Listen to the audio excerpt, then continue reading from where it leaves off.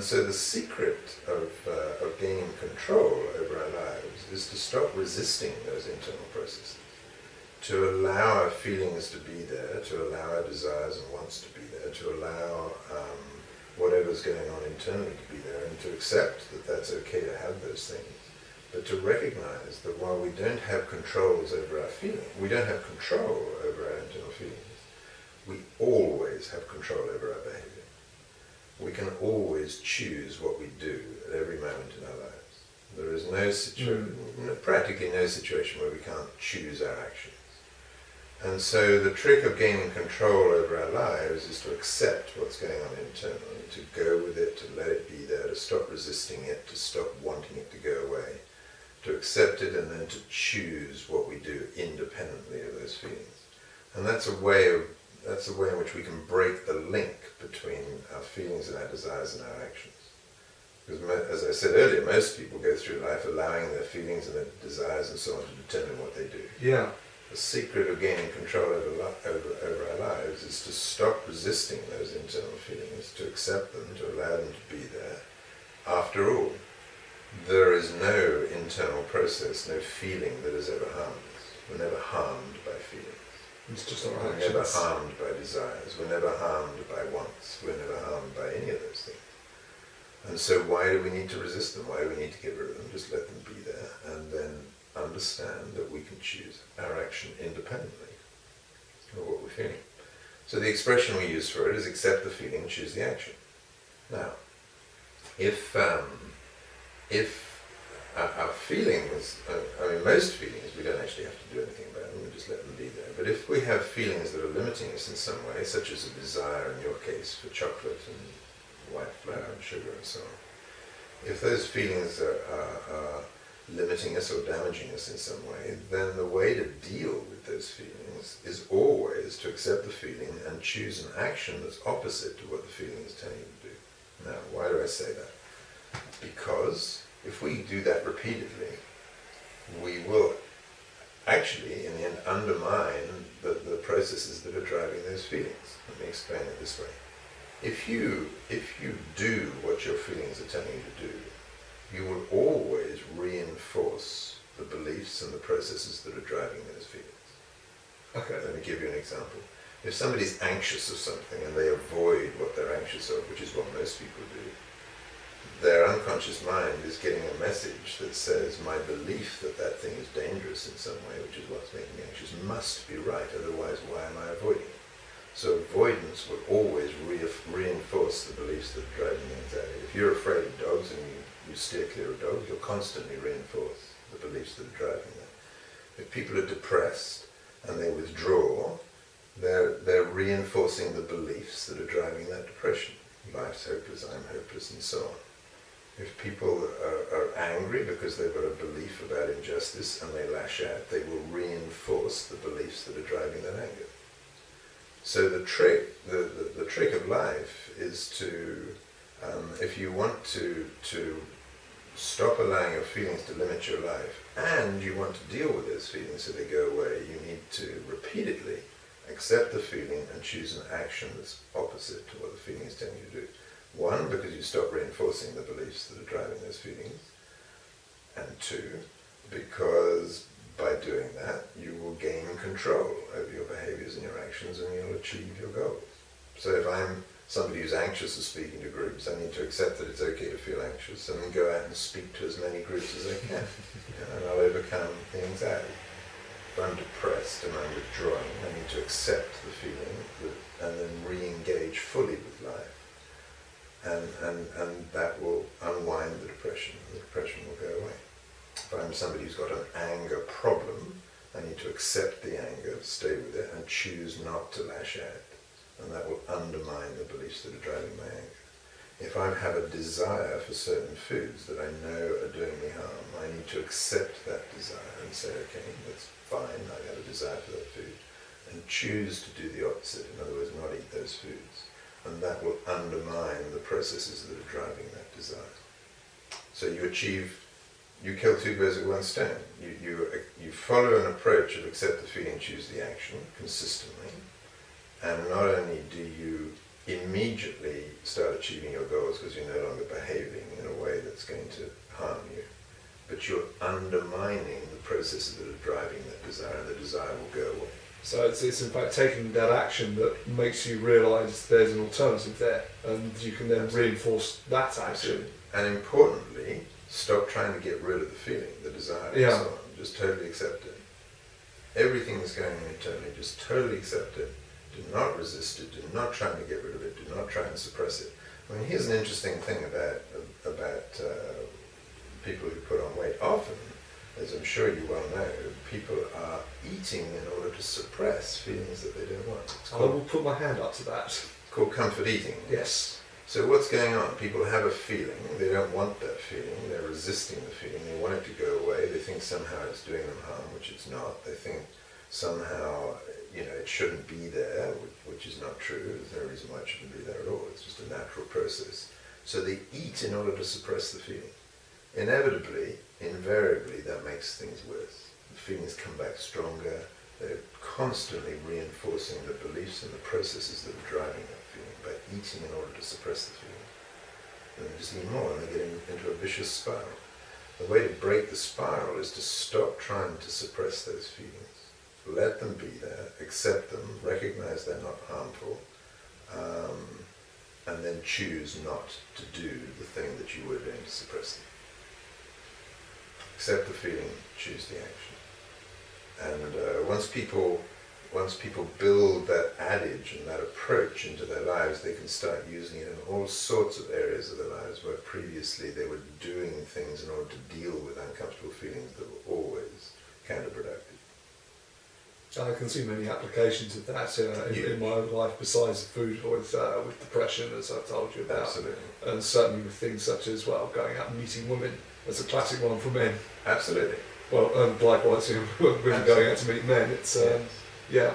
So here's the great thing. So you start using this approach, accept the feeling, choose the action, for anxieties, for depression, for eating, and so on. And now magically, you can walk up to a woman feeling anxious and say, "God, this is scary," and just do it.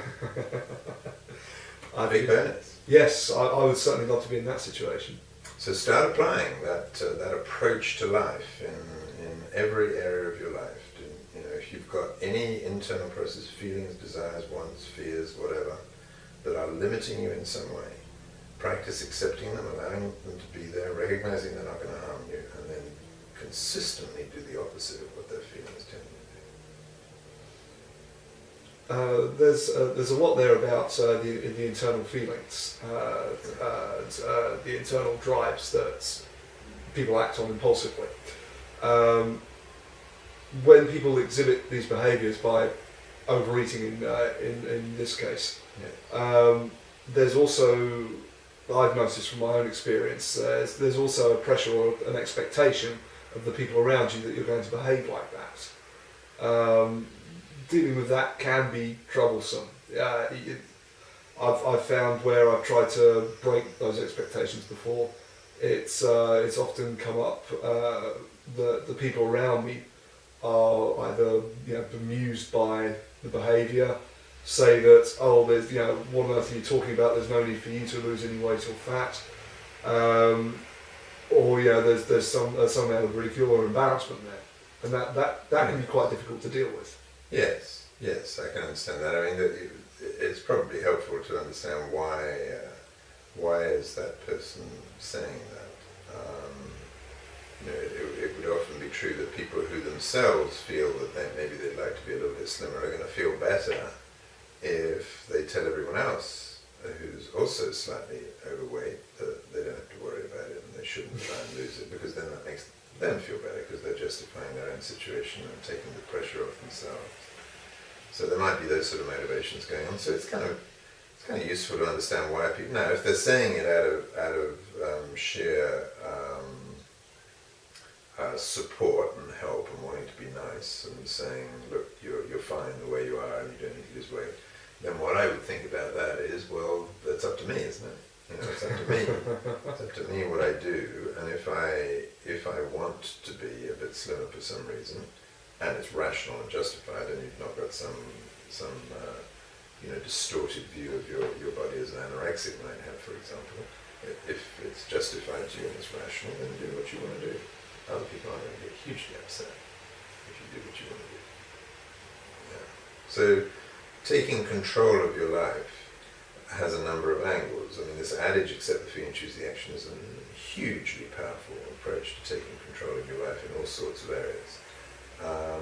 But also being assertive is and doing what you want to do within limits. So, not hurting other people, but just being who you want to be and doing what you want to do is another aspect of taking control of your life. As long as we're not being selfish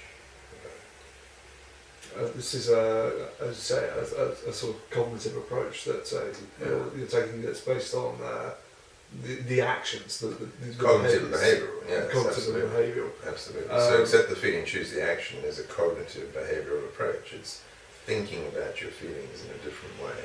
Stop resisting them, stop trying to wish they would go away and so on, just accept them. And then choose the action as the behavioural piece. For purposes of the camera, how might that manifest itself, day by day? I've had a hard day at the office, or I've taken a knockback at work, or I'm struggling to get out and enjoy myself, and that's actually true because I'm doing that at the moment. So I'm really struggling to go out and have fun because of you're working hard during the because day. Of work for the most part, and I sort of live to work rather than the other way around. Okay. But as a result, when I'm tired or stressed, or I'm feeling under the weather, or I don't feel as if I can find a way out, find some peace of mind, or just find a release to enjoy myself, I will resort to overeating, eating the wrong foods, and just piling on weight. Yeah. Similarly, as I've been injured for the past 4 months now, Yeah. not being able to exercise, I've been frustrated. Yeah. And that on top of work, I've just, out of pure compulsion, just gone for the junk food and just the immediate thought in my mind, I vocalise it in my mind. Sorry, I don't care. Yeah. And that's it. I'm immediately I've given myself permission, if you like, to say fine, go open the fridge, ready for chocolate or sugary cereal or whatever it is. Yes, there's kind of a couple of aspects to that, isn't there? I mean, first of all, one aspect of it is that you're eating in order to feel better. Yeah. So you feel down or stressed or tired or whatever. And physically, I'll feel better for doing it. Yes, that's right. Up to a point where I'm stuffed. And of course, doing things to feel better is fine as an approach to life. There's nothing wrong with that, unless the things you're doing to feel better are harming you in some other way, which in this case, clearly they are.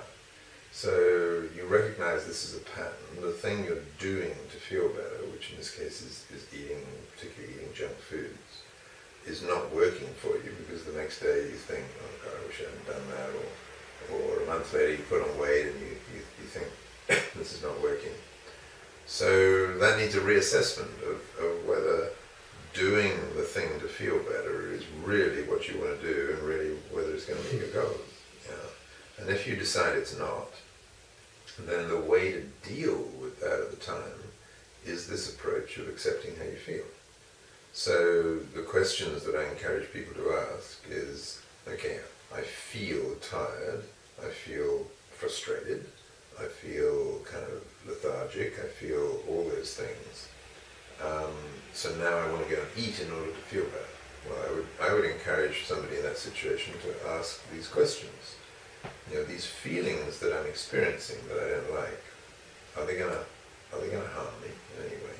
No, they're clearly not. They're just feelings. Nobody's ever been harmed by a feeling. Can I bear them?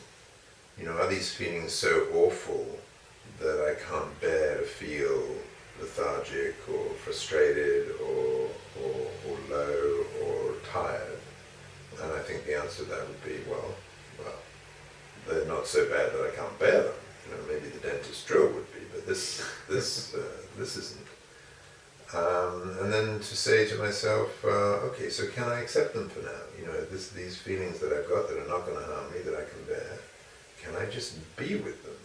You know, can I say to myself, if they're not harming me and I can bear them, why do I need to get rid of them? Why do I think they're so awful that I need to do something, such as eating junk food, in order to feel better right now? And the answer to that, if in the back of your mind you know that you don't want to eat the junk food because it doesn't meet your longer term goals, then you would be able to say to yourself, okay, so this is just the way I'm feeling right now. Okay, I don't need to get rid of that feeling right now. I don't need to go and eat in order to feel better. I can feel what I'm feeling.